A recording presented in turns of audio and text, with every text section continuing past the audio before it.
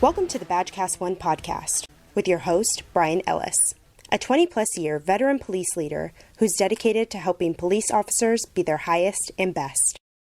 Our show aims to dive deep to deliver leadership strategies of top experts to turbocharge public safety leadership. This podcast is brought to you by the National Command and Staff College. To find out more about our team, please visit us at www.commandcollege.org. The National Command and Staff College is passionate about enhancing your leadership capabilities and building the best version of you. All right, good morning. We're here with Michael Abrashoff, retired commander of the USS Benfold and best-selling author of It's Your Ship, Management Techniques from the Best Damn Ship in the Navy.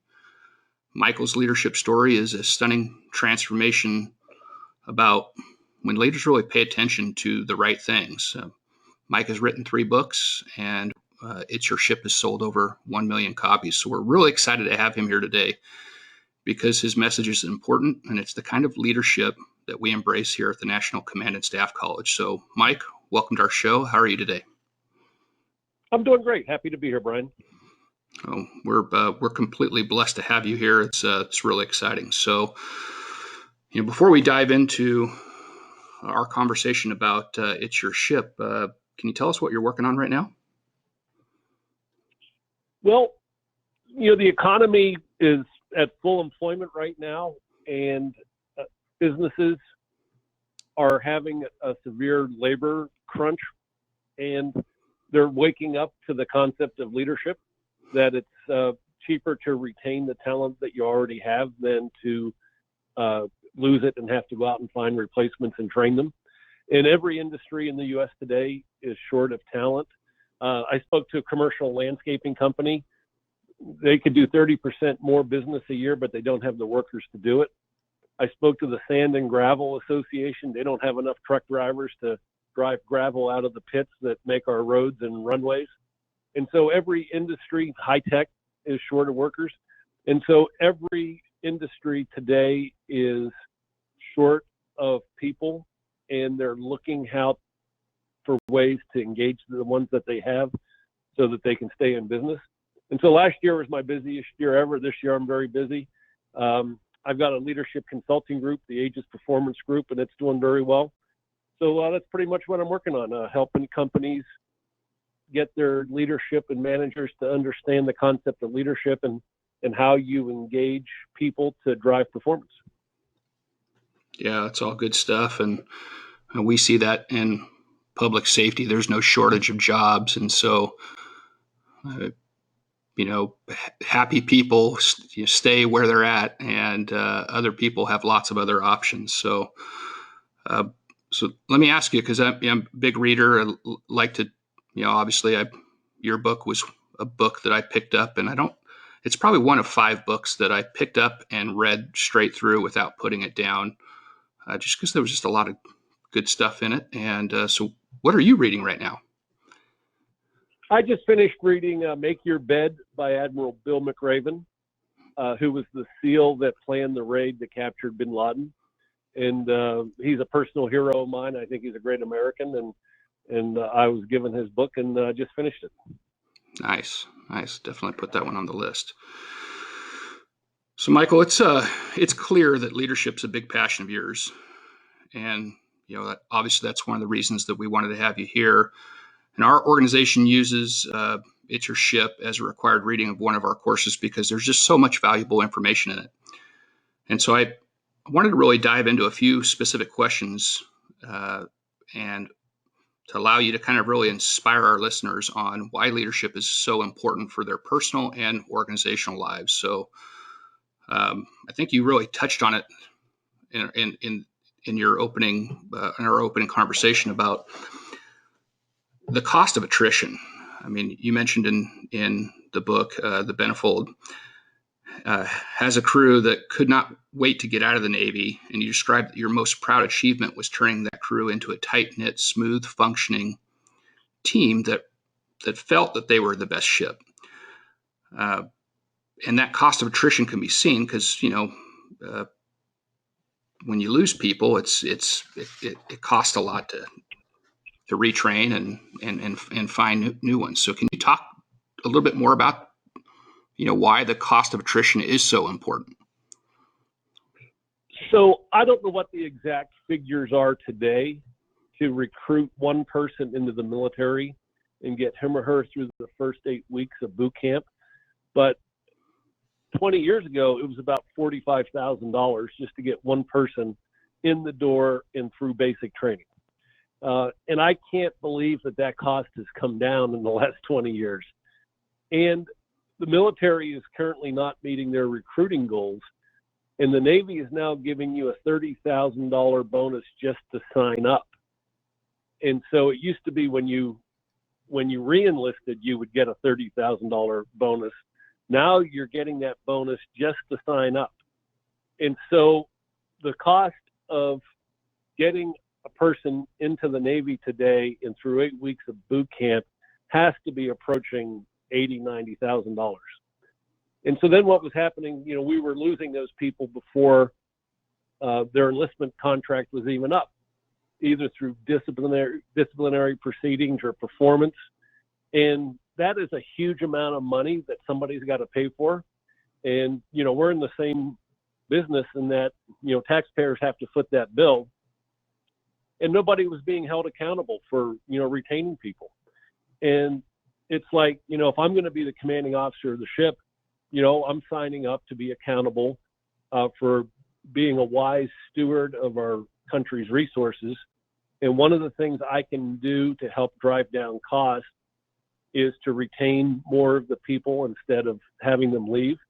And then once you retain them, they get, you're not having to constantly go back and retrain new people. You're training people who are already trained to get to the next level. And if they stay longer, then you can get to the next higher level after that.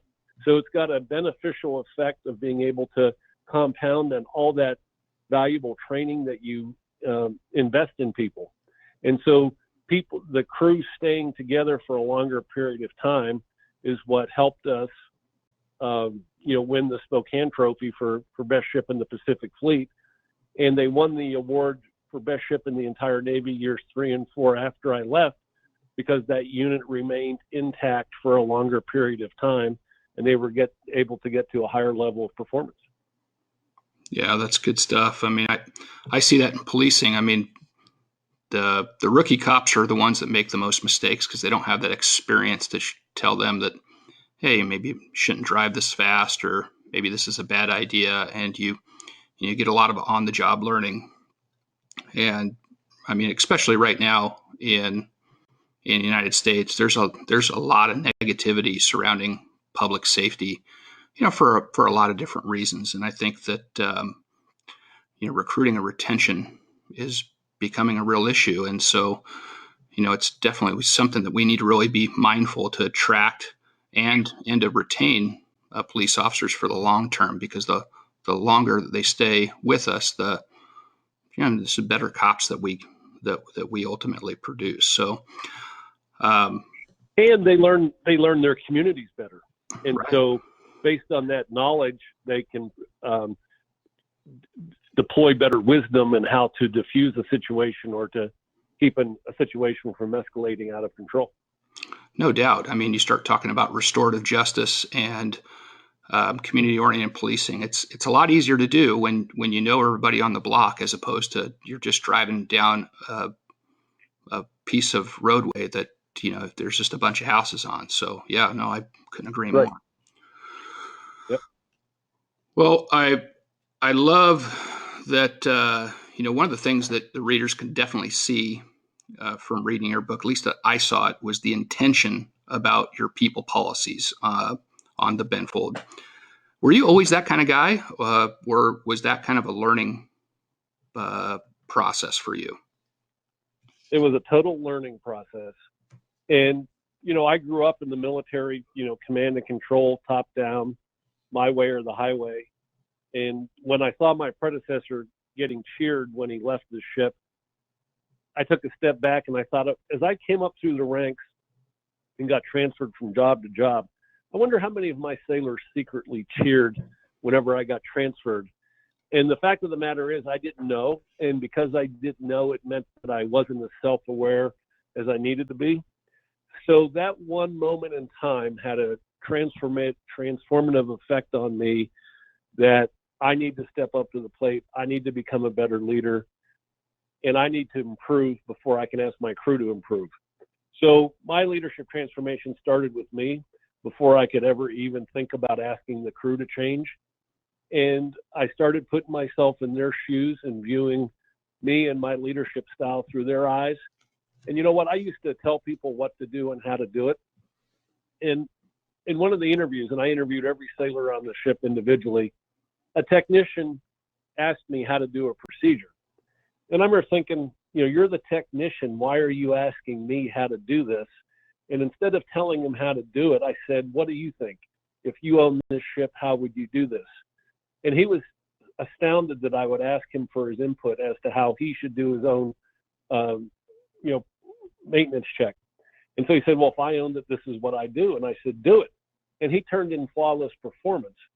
And what do you think eventually became It's Your Ship, where instead of telling sailors how to do things, I would lay out the requirements and let them design the solution. And when people feel involved in designing the solution, they take accountability and personal responsibility for the results.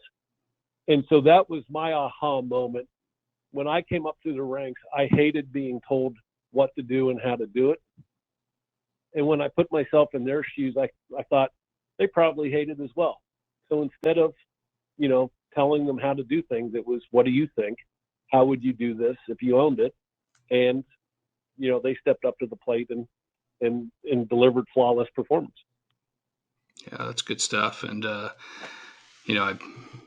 I remember one of my bosses at one time told me, hey, don't take yourself too seriously. When I first promoted to sergeant, he said, don't take yourself too seriously. Nobody else does.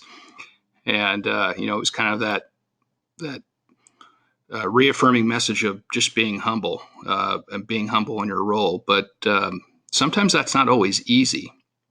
It seems like as people climb, maybe their ego tends to grow a little bit. So, what advice do you have for people when it comes to kind of caging their ego to ensure that you don't stand in your own way of developing people? I call it excellence without arrogance, and to lead with a sense of humility. And once you get promoted, it's the system telling you that you're a good person and you're doing a great job. And so check your ego at the door. You've gotten the validation from the promotion. And instead of being a butthead to your people, it's licensed for you to be a more empathetic and engaging leader, whereby you can, the answers, but instead of telling your people what the answer is, let them, come up with their own solution, and you can provide them guidance, certainly. And you don't want them to go off and do something that's wrong. But once they start getting in the habit of making their own decisions, it lifts burdens off that leader so they don't have to micromanage everything. So if you're micromanaging every aspect of how your people do their job, you're probably not on the right track, and your people are probably disgruntled. But when they feel like they're part of the team and they can voice their opinion, then without fear, without being fearful of what they're going to get reprimanded if they say something you don't agree with, then you're on the right track. And that's what we tried to get to on the ship. Yeah. So how do you balance competition? It seems like that's a natural process when people start getting good at their job. I mean, people get competitive, and I would imagine, I know police officers are, very type A people. I'd imagine a lot of military people are very type A people. And, it seems like there's just a delicate balance because, competition can get chaotic, but I think there's a good level of it that needs to be there. And I mean, do you think about that in the workplace? I'm very competitive. But the thing is, I'm competitive with myself, and I wanted my sailors to be in competition internally and realize that no one is keeping us from being the best except ourselves. And so it's important to strive to be the best, because ultimately that's how you stay safe in a very dangerous profession. And so, I think there's nothing wrong with competition, but we would never undermine anybody else in order to make ourselves look better. We were in competition with ourselves, and we didn't worry about what others were doing, just what we were doing. Yeah, that's good. And then how do you cage somebody that maybe under your command that seems to be getting a little out of control? Do you have those conversations with people that might be going a little, too far in their competitive nature, or is that just kind of a culture that you create and then they just naturally start conforming to what everybody else is doing? So I changed the criteria about how we rank department heads on our ship, and it's very hyper competitive to get the top rankings. And I've got 5 department heads, and you got to be 1 or 2 to get command of your own ship, and so it's very competitive. And I changed the way I evaluate them, and the number 1 criteria was collaboration with your fellow department heads, and to drive that collaboration down to the lowest levels in your department. So if you wanted the top ranking, you had to be the best collaborator, as opposed to being so hyper competitive that you don't help the fellow departments. And it worked. If you ask me my opinion, that collaboration among the 5 departments is the number 1 reason why we were able to get to the level of performance that we did. Yeah, no doubt. So let me ask you, because obviously people policies are incredibly important to you. You stress humbleness and just being intentional when it comes to just dealing with people and being collaborative. Why do you think still if you look at Gallup polls in regards to engaging workforces and everything else, this isn't a black swan. This is a big gray rhino that's sitting in this room. And why do you think that there's just still such a lackluster to do something about it? I think it's insecurity. I don't think people are inherently bad, but I think people are insecure leaders that causes them to think if I undermine others, or if I'm hyper competitive and don't help others so that I can get ahead, that it makes them look stronger. But in actuality, I think it makes them look weak. They just don't realize it. And so I think it's a sign of a strong leader if you are seen as that go-to person in the department or on the ship that will help somebody else, even if they're not in your chain of command, and go the extra mile to help them. And so when people feel secure as a leader, they're willing to do that. When they feel insecure, they lead with their ego and are afraid to help others and just worry about themselves. And so I think it's having the self-awareness that you need to check your ego at the door, and that you'll be seen as a much stronger leader by your people and by others in the department, if that's how you come across. Yeah, no doubt. You think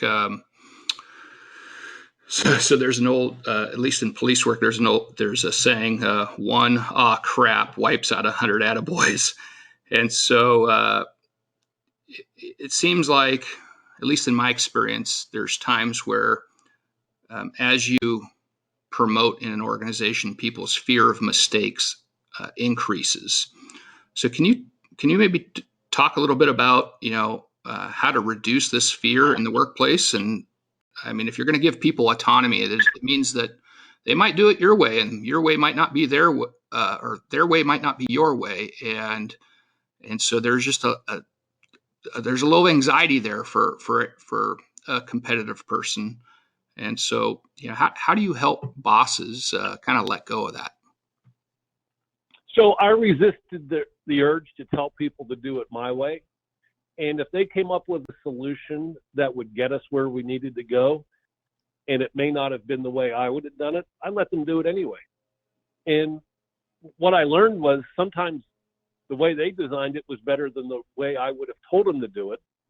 Sometimes my way would have been better, but at least they learned along the way. And that, once you get that learning, you gain wisdom and you do it better the next time.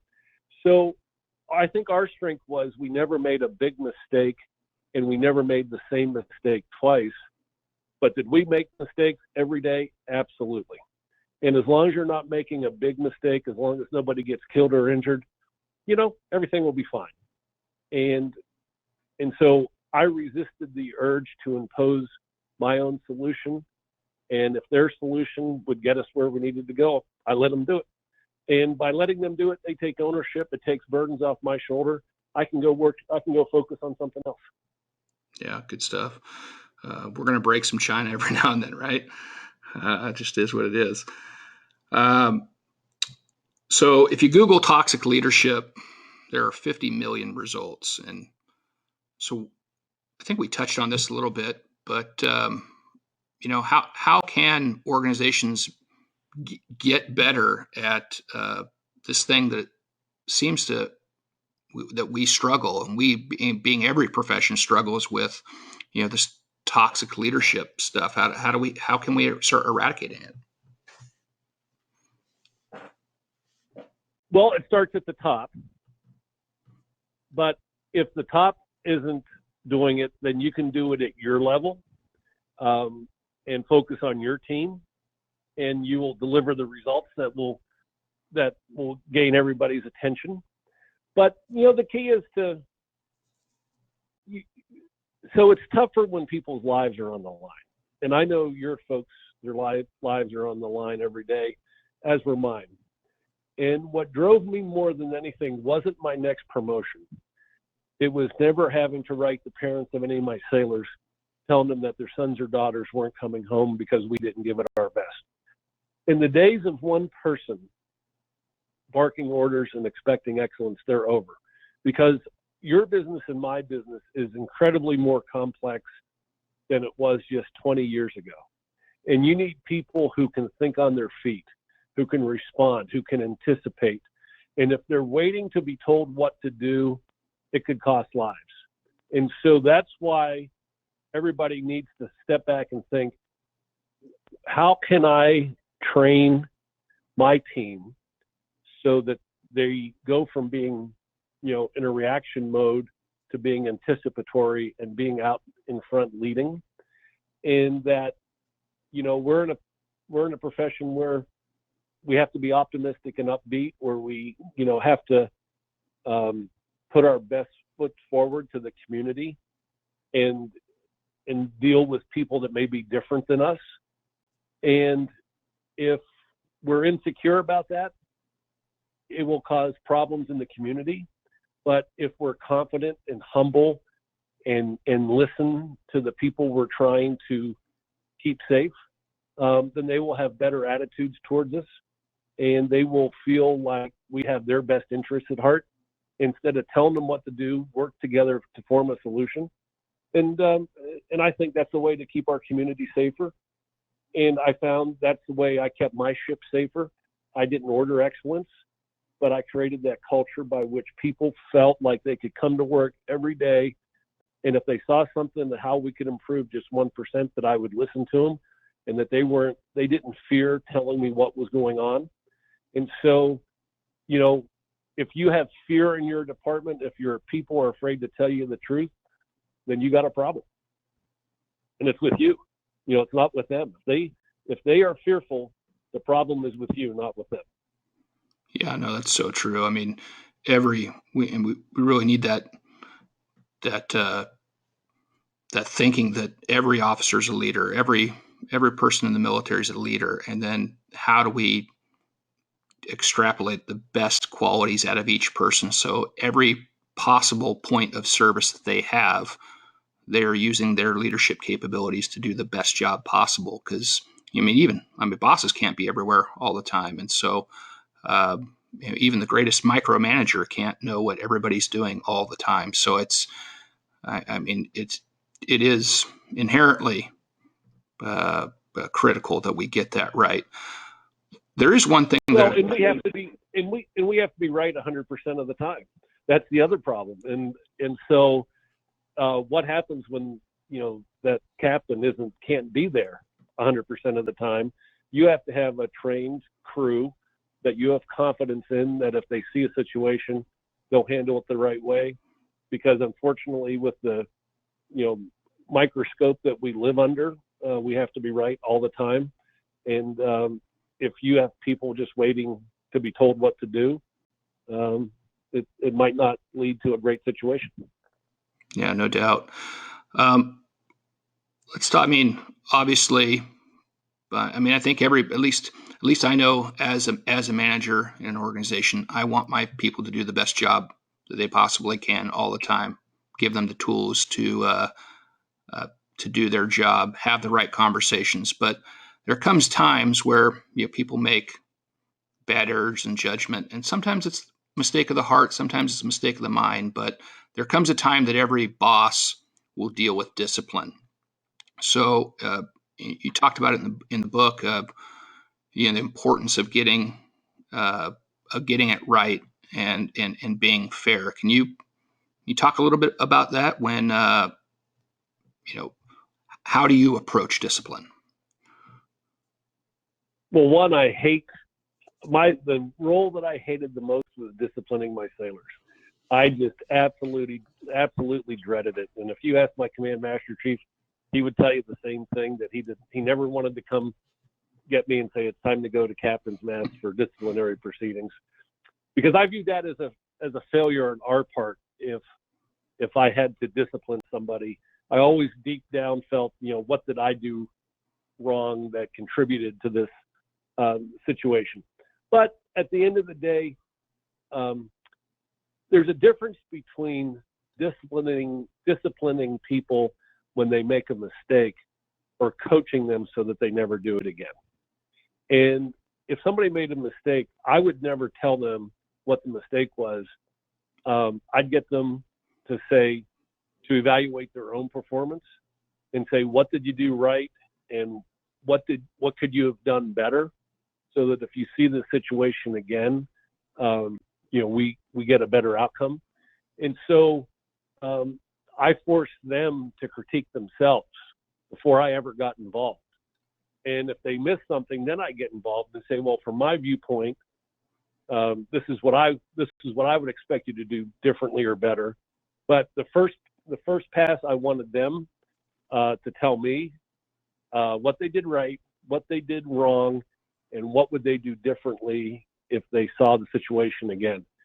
And if somebody's doing their best and they come up a little bit short, I'm not going to discipline them, but neither am I going to let it slide by without having a coachable moment. So I think we need to think about how we characterize things as not discipline, but rather, coaching and mentoring so that they do better next time. Yeah, and I think that you're touching on it. It's an education-based discipline where we're trying to get them to grow. But I also understand, and at least in public safety, there are other people. There are outliers in our professions that do things that they really need to have some kind of significant consequence to, that at least lets everybody know that things aren't tolerated. So let me ask you a question. If, let's say, you've got had a sailor that's been disciplined a number of times because he or she is just not getting whatever they're being coached or trained to do. How do you help that person in their comeback role? And because there's that natural process where bosses, they're going to get a jacket, a reputation, and bosses might not be easy to let go from. That's the guy or gal that's consistently made, X mistake. And so how do you help that process from, encourage their comeback, but also that people let go of of that past a little bit? So I've got several answers, and one is Benfold became known as the place to send officers if they failed elsewhere. And I got one such officer because the squadron commander knew that if they got a bad shake somewhere else, they could come to us and we treat them fairly. But I got one young ensign who was fired off another ship, and he was abusive of his people. And I knew his reputation before the Commodore asked me to even take him. And I did something that isn't militarily correct. But when he got aboard my ship, I said, I'm going to give you a fresh start, but I'm not going to let you ruin your division. And your chief petty officer, who was underneath him, rank-wise, is authorized to reprimand you if you get out of line or are abusive to any sailor on this ship. And so that had never been done before, where a chief could reprimand a superior officer, but I empowered that chief to do it. And you know what? This young ensign turned around, and it's been 20 years, and he and I talk every 2 weeks. And Wow. It's an ongoing coaching. And today he got out of the Navy, got his law degree. He works for the government in the DOD as a contract specialist. But it's always coaching him to be an upbeat leader as opposed to saying no all the time. And that's what I told him my last coaching sessions is, Elliot, you need to be known as that person who will find a way to get the yes. And if you are known as that person, then people will want to work with you and want to come work for you. But if the first word out of your mouth is always no, nobody will want to work with you. And so I empowered the chief to discipline Elliot if he was abusive or said something caustic to sailors on my ship. And you know what? He never had to do it because Elliot knew he was under the gun, and Elliot gained the confidence to become a better leader once he saw how it was done and what was expected of him. So, there's that way to do it. But also, what we tried to do was, it was not cool to be abusive to our people. And people and my officers held each other accountable that we're not going to tolerate each other being abusive to our people. We're going to hold them to high standards, but we're not going to demean them. We're not going to degrade them, and we're not going to challenge their motives. We assumed that our people wanted to do a great job every day.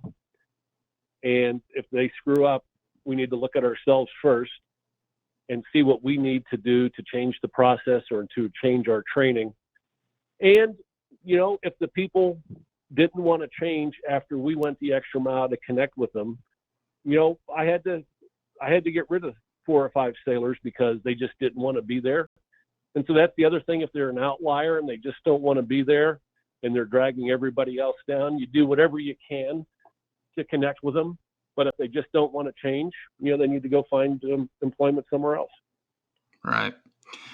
Yeah. And I think you kind of answered some of this already, and that's just, what kind of intentional acts did you do to set up your workspace where you're helping mitigate some of that discipline or the issues that, maybe when you first came on? I mean, sometimes things are really obvious. You see in just regards to people, the way they interact, or you see different processes that you go, okay, well, this needs to be fine-tuned, and maybe you're going to give that autonomy to those people to do that by asking the right questions. But were there any other things that you were doing absent of just having those good conversations with your supervisors? Well, I interviewed every sailor on the ship individually, and I got to know their names, their spouses' names, their children's names, their hometowns. And in the interviews, I asked them, is there sexual harassment on this ship? Is there racial prejudice on this ship? And if I heard of instances where people weren't complying with my directives, non-compliance on sexual harassment and racial prejudice was painful on that ship because I wanted everybody to have a fair shot. And so, but in these interviews, they got to know me. And so I wanted them to respect their chain of command, but I didn't want them to fear us. And fear is a cancer in any organization. And if any of your people on the front line fear telling the chain of command what's going on, then something's wrong with the culture. If something is broken, I want to know about it so we can fix it. And if we're just getting average results, I want to know how we can make it better. And don't fear telling us what you're seeing on the front line. And so, essentially, one of the things that helped the turnaround on the ship was when people knew I was serious about wanting their input on how to improve, and they did not fear telling me the truth. And once we had that, free and open dialogue, discipline actually improved because they took greater pride in themselves and in their organization, and they didn't want to deviate from the standards. And so that's what you get when you have a motivated and engaged workforce that don't fear telling you the truth, but rather respect you. And that's what every leader in every police force in the country and every military unit in the military should get to, is where people respect you so much they don't fear telling you what's going on so that you can be part of the solution to help make it better.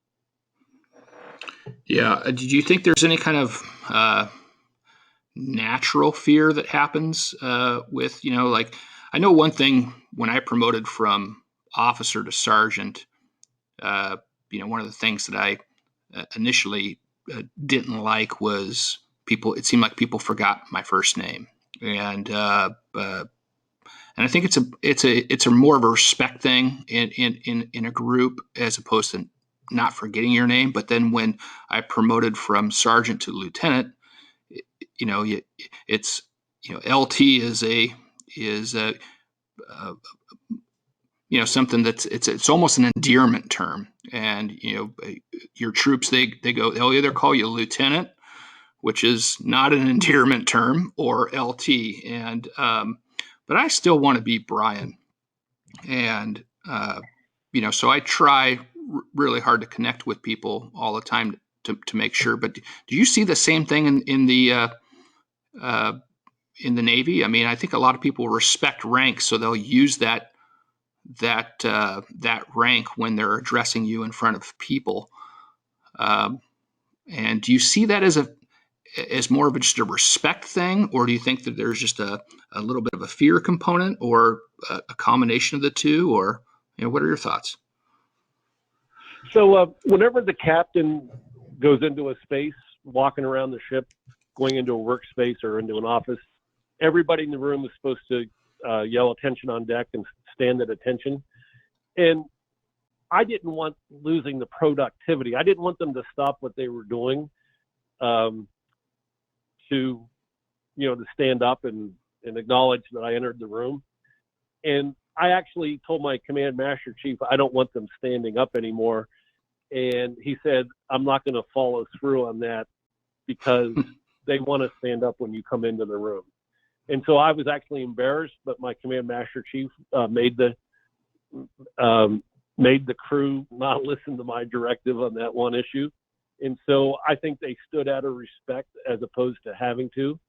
But I didn't like it because I didn't want to disrupt whatever they were doing. But I acquiesced and I let the master chief have a win on that one. And so you're right. When people do respect you, you'll know it when they respect you, and you'll know it when they don't respect you as well. And you can't order people to respect you. You have to go out and earn it and demonstrate it each and every day. And when you get that respect, that's the foundation upon which you can create a great unit. Right. No, that's good stuff. And, with that, obviously ethics play a huge role, and it's not just telling people or asking for them to have good ethics, but for a leader to also show that they're displaying good ethics all the time. So in the book, you mentioned the Washington Post test, and I love it because just want our listeners to know a little bit more about it and kind of what you mean by that. I used to tell my sailors, if what you're doing appeared on the front page of the Washington Post tomorrow, if you'd be proud, I will support you 100% of the time. And if you're embarrassed, don't go there without me. And so, and I tried never to do anything that would embarrass our ship or myself or my sailors or the government or the Navy. And so think about if your actions appeared on the front page tomorrow, if you'd be proud, you're going to be okay. Nobody's ever going to criticize you. If you're embarrassed, you probably shouldn't do it, because people are watching us, each and every thing that we do. And everybody has a camera these days. And so we need to comport ourselves, in a way that we would be proud if our actions appeared on the front page of the newspaper.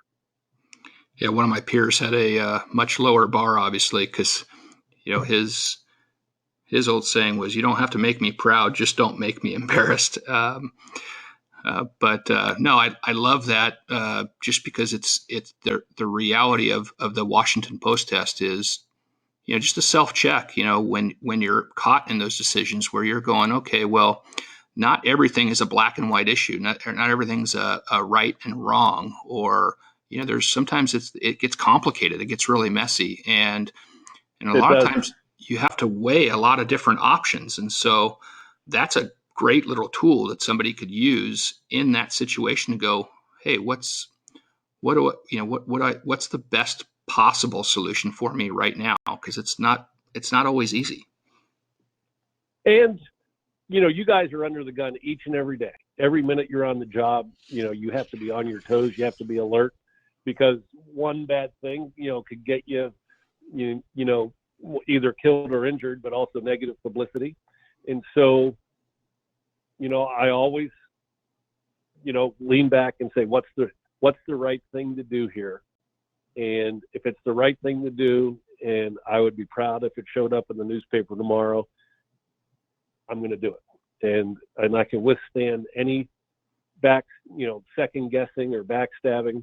But if you're going to be proud, you make your department look good, make your community look good, nobody will ever second guess you. Right. No, I do that a lot, in just my workspace of, tactics. There's principles of tactics, but, there's a lot of depends, and there's, you can't always rely on we're going to always do this, or we're never going to do that. I mean, the dynamics change from moment to moment and it does get complicated to kind of unwind that Rubik's Cube. And that's why I just love that tool. I mean, you could just sit there real quick and just go, okay, if this was in the paper tomorrow, how am I going to approach this? So I love it. Exactly.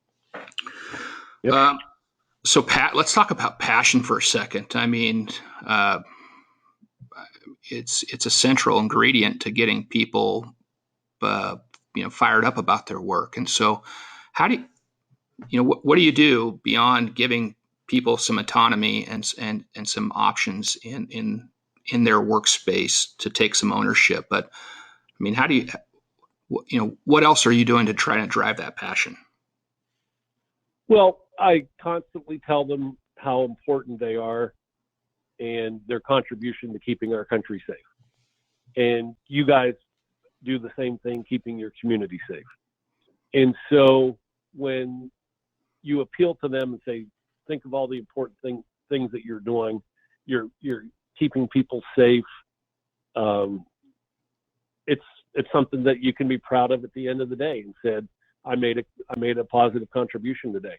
And so when you are motivated by doing the right thing and keeping your fellow officers and your community safe, that's something that you can be passionate about.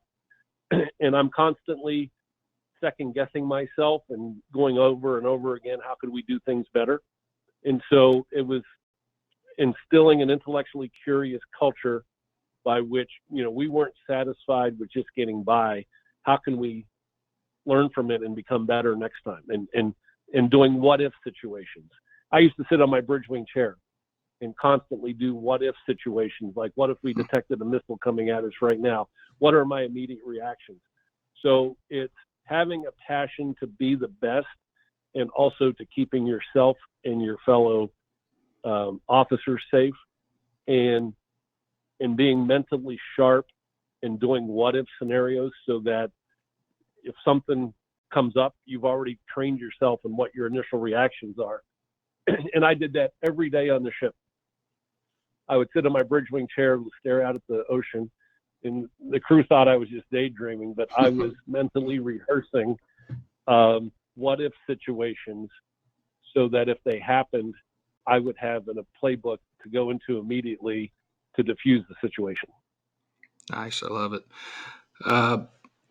What about another thing you mentioned in the book is just this, you describe good work as good play. And I really see that there's that symbiotic relationship between being passionate, you know, and just having fun. I mean, at the end of the day, everybody wants to have a good time. And so how do you see play in the workplace? Well, I want people to be optimistic and upbeat, and I want them to enjoy coming to work instead of dreading it. And so one of the things I could do was do activities on the ship, like Thursday afternoon sunset jazz and cigars, where everybody comes together, smoke a cigar, chew the fat, develop some camaraderie. Every other Friday night, we'd have a happy hour on the ship without the alcohol. But it's a way to engender some friendship and camaraderie, so that people enjoy working with others and enjoy coming to work. And we can do that in government service. We just need to think outside the box, and how do we engender that camaraderie? And so, it's important. People don't want to dread coming to work.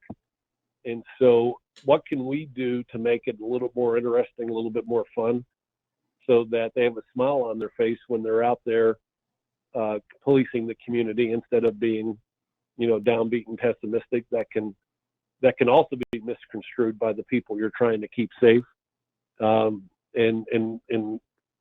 potentially cause an outcome not to turn out the way you want it to. And so if, we're out there, upbeat, positive, looking people in the eye, they know that we're on their side, and that we'll diffuse the situation instead of causing it to become worse. No, you're so right. And, every day before a patrol goes out, hits the streets, we have a roll call. And the last thing I want from my sergeants is to send those officers out from roll call with just, in a, I need them to be in an upbeat mood when they leave. And, that is the one opportunity we have every day for them to laugh and to do something with each other that's just fun. And, not saying we have a stand-up comedian come in and rouse the group a little bit, but they're already going to go out and deal with people when they're at their saddest, maddest, and baddest. Right.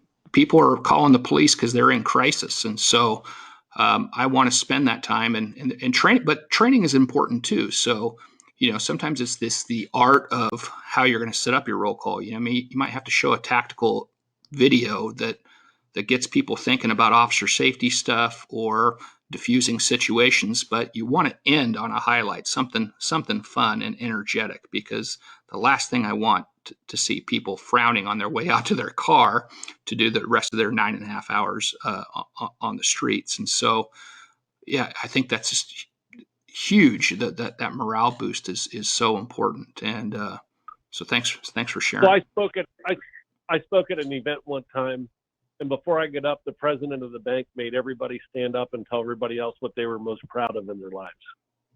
And you should have seen reactions when it was the first time they'd ever done it. And when people told something that they were proud of in their life that nobody else knew about, people had a different a newfound respect for them or admiration or whatever, and they acknowledged what that person was most proud of, and it was a way to connect with them. And in my own crude way, that's what I tried to do in the interviews, is to find out what my sailors were most proud of in their lives. And if your people think you care about them, they will follow you into battle. So at the morning roll call, you could do something like, what are you most proud of? And do one a day or whatever. And then, if somebody's proud of their son, playing baseball, how was the game the other night or whatever. So it's a way to show that you care about them. And I listened, I remembered what everybody was most proud of, so that I could then use that in the future to let them know that I remember it and that I care about them and they feel important. And so those are things you can do at roll call. It doesn't take but 10 seconds, 20 seconds, and find out what people are most proud of in their lives, and they'll think you care about them. Oh, I love it. That's good stuff.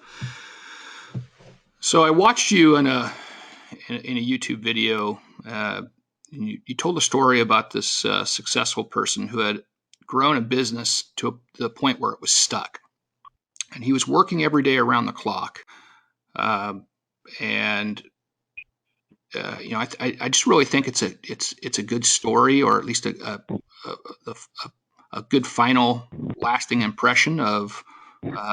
Your advice was really simple to him in regards to how he could grow his business, and I'd just kind of like you to share that if you could. So I'm having trouble recalling that incident. Tell me the story again, or the person's name. Yeah, the guy's name escapes me, but he was a small businessman who basically just. Your message was pretty simple, which was, if you want to grow your business, you got to engage your people.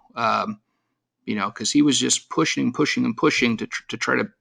He was having a funnel issue, and his funnel is, when all decisions come to the boss. You can only make so many decisions a day. You can only take on so many projects. And I think I think your message was just the power in numbers, there's, widening that funnel. Captains walk down the pier every morning to their ships, and you can tell by the way they walk what kind of mood they're in. And I saw one captain one day, and he looked so downbeat and depressed. And I said, Ty, what's wrong? And he said, I just hate this job, and I'm just praying I don't get anybody killed or injured until I get replaced. And it's like, if I wanted to kill myself after just talking to him for 10 seconds on the pier. What do you think his people think, with somebody who's so downbeat and pessimistic? And he felt he had to do everything on his own.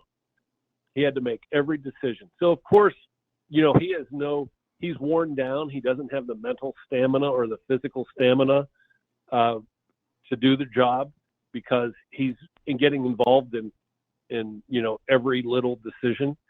And I'm proud of the fact that I didn't get involved in every decision, and we didn't sink, and nobody got killed or injured.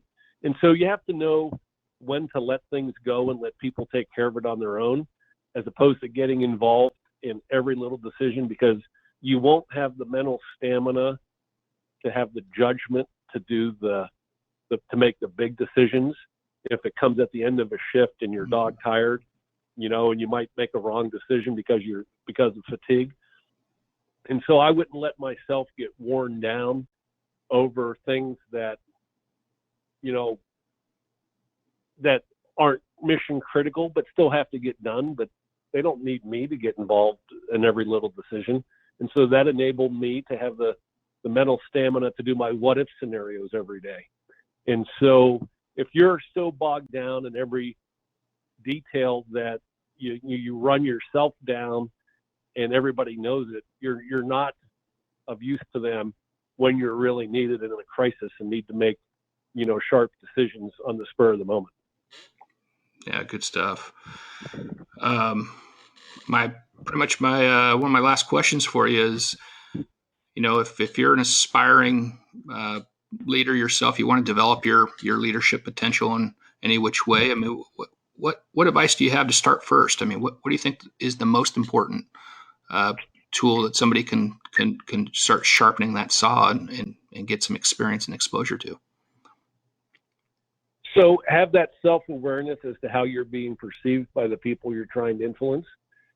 And as you get more and more senior, you tend to transmit more than receive. And I think as you get more senior, you should receive more than transmit. And so I resist the temptation to tell people what the solution was. Instead, I would listen. And I would try to receive the message they were trying to send before I would give my opinion. And so it was a nasty habit I got into. Before I took command of the ship, I would tell people what the answer was before they even finished the sentence. And I realized when I saw my predecessor getting cheered off the ship, how irritating that must be to people. So now I try to sit back, listen more, and then transmit, as opposed to listen only a little bit and transmit right off the bat. Right. It's good stuff. Where can one go to stay informed on what you're working on? APGleadership.com. It stands for Aegis Performance Group. My ship, USS Benfold, was an Aegis class destroyer. And so my website is apgleadership.com, and everybody's welcome to go check it out. Fantastic. Well, we appreciate having you join us today, Michael, and I hope you have a great day, and thanks again. You got it, Brian. Stay safe. Thank you. Thanks again for listening to our show today. And as always, we encourage your feedback. You can provide that feedback at my email at bellis@commandcollege.org. As always, good thoughts, good words, good deeds. Figure out who you are and be purposeful. Be well.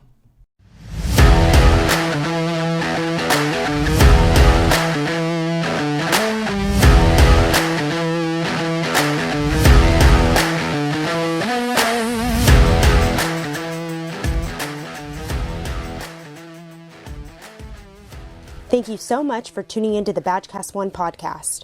If you've enjoyed today's episode, please be sure to share it with a colleague. Please be sure to subscribe so you never miss an episode. This podcast is for informational purposes only. Statement and views on this podcast are those of the guests, and the opinions of the guests are their own, and this podcast does not endorse or accept responsibility of statements made by guests. This podcast does not make any representation or warranties about guests or qualifications or credibility. This podcast is the product of the National Command and Staff College. Copyright 2010 to 2035. Any use of this without the express consent of the National Command and Staff College is strictly prohibited by law. For more information, email us at info@commandcollege.org.